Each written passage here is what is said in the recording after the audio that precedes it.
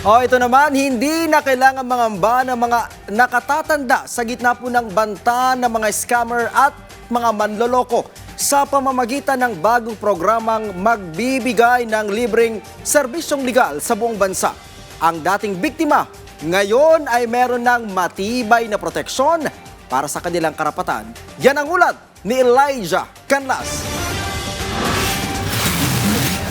Pinaigting ng pamahalaan ang mga mekanismo upang masiguro ang proteksyon at karapatan ng mga nakatatanda. Kaalinsabay nito, patuloy ang commitment ng Integrated Bar of the Philippines na maghatid ng libreng tulong at proteksyong legal para sa mga senior citizens. Layunin ng programa na labanan ang dumaraming kaso ng scam at panlilinlang na kadalasang binibiktima ang mga lolo at lola. Ayon kay Senior Citizens Party List Representative Rodolfo Ordañez, limitado ang akses ng mga nakatatanda sa serbisyong legal, kaya dapat ang gobyerno na ang lumalapit sa kanila at hindi kabaligtaran. Ilalapit po natin ang hustisya sa mga senior citizens. Hindi po yung senior citizens ang maghahanap ng hustisya para sa kanila.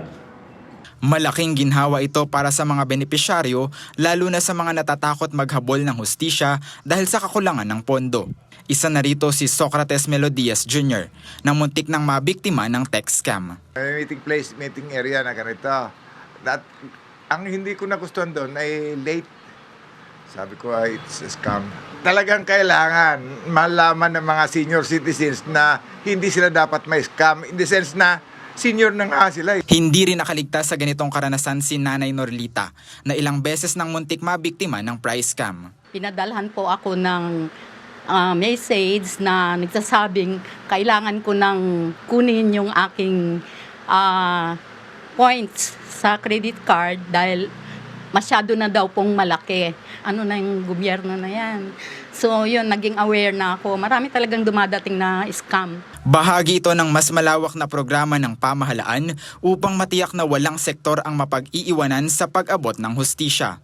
Ayon kay Ordañez, makatutulong ito upang mabawasan ang krimeng target ang mga senior citizens at mapatatag ang kanilang tiwala sa sistema.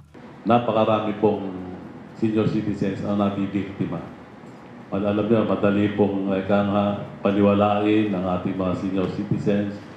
Mapangakuan lang ng may malaking kita ay yung kanilang mahabang panahon na inipon ay napupunta lamang po sa mga taong ay nambibiktima. Sa pamamagitan ng free legal assistance na ito, hindi na lamang mananatiling nasa papel ang kapakanan ng ating mga lolo't lola, kundi magiging isang tiyak na kalasag tungo sa isang protektado at maayos na pagtanda. Elijah Canlas para sa Pambansang TV sa Bagong Pilipinas.